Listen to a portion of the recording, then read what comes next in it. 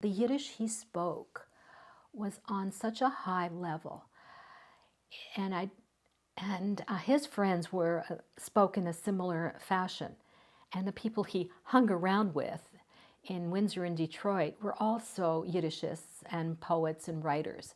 When we came to Toronto, I heard a slightly different Yiddish because the immigrants here were, some of them were from Poland, and it was a different accent.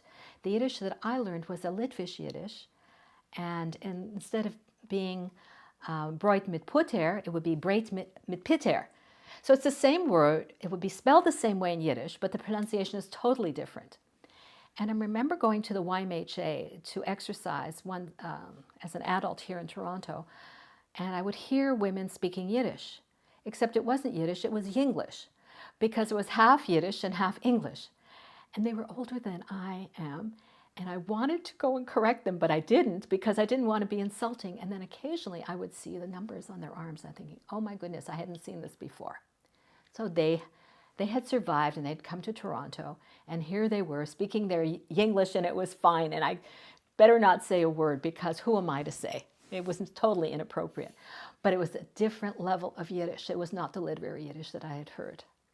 However, having said all of that, my dad did a lot of Yiddish lecturing here in Toronto.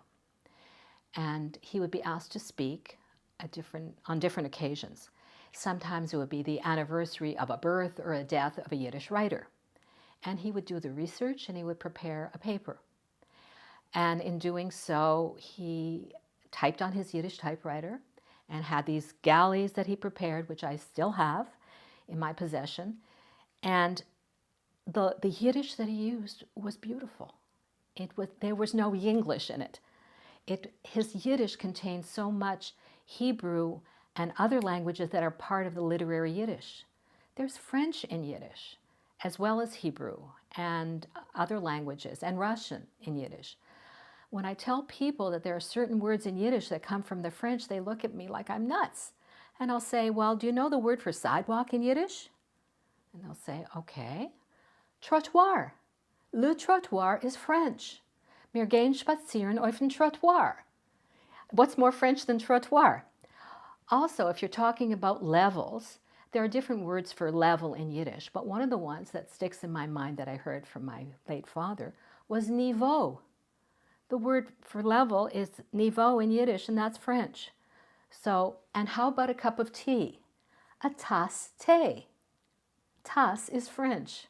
So there you go. I'm sure there are other examples. I just can't think of anything else.